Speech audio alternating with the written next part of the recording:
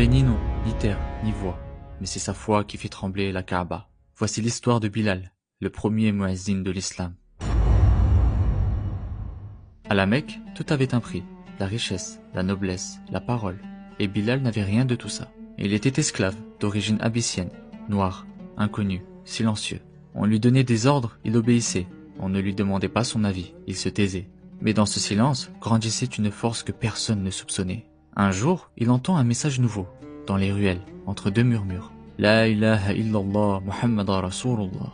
Il n'y a de Dieu que Dieu, Mohammed est son messager. Ces mots ne venaient pas d'un roi, ni d'un noble. Ils venaient d'un homme honnête, qui parlait droit, sans élever la voix. Et ce que Bilal ressent à cet instant-là, ce n'est pas de la curiosité, c'est de la reconnaissance, comme si cette vérité dormait déjà en lui. Il n'a pas eu besoin de preuves, il a juste cru. Mais à la Mecque, croire en Dieu, c'était déclarer la guerre aux idoles. Et déclarer la guerre aux idoles, c'était s'exposer à la fureur des hommes. Son maître, Umayya ibn Khalaf, découvre sa foi, et ce qu'il voit l'obsède. Comment un esclave ose-t-il croire librement? Il décide de l'écraser. Bilal est traîné dehors, déshabillé, allongé sur le sol brûlant. Il suffoquait, mais il ne parlait pas.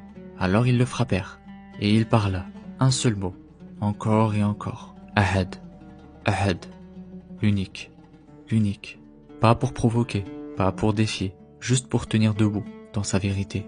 La scène est publique, les passants baissent les yeux. La foi de Bilal dérange autant que son silence. Mais un homme, lui, ne détourne pas le regard. Abu Bakr, il voit plus qu'un corps, il voit une âme que rien ne peut soumettre. Il s'approche, il achète sa liberté, et offre à Bilal ce que personne ne lui avait jamais donné, le droit de se tenir debout.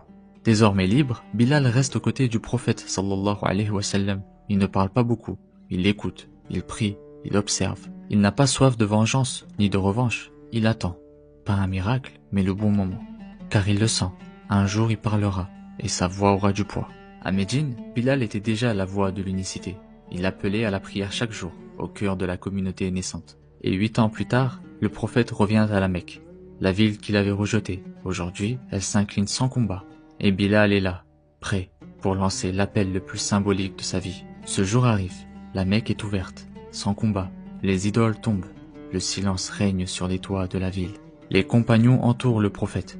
Ils attendent.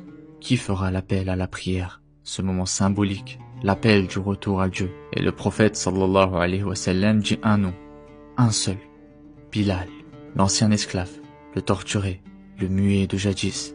Il gravit la Kaaba, il s'arrête, le monde entier semble suspendu. Il respire et il appelle. Sa voix fend le ciel de la ville, elle descend des toits, elle entre dans les maisons, elle touche les cœurs, elle fait pleurer les puissants.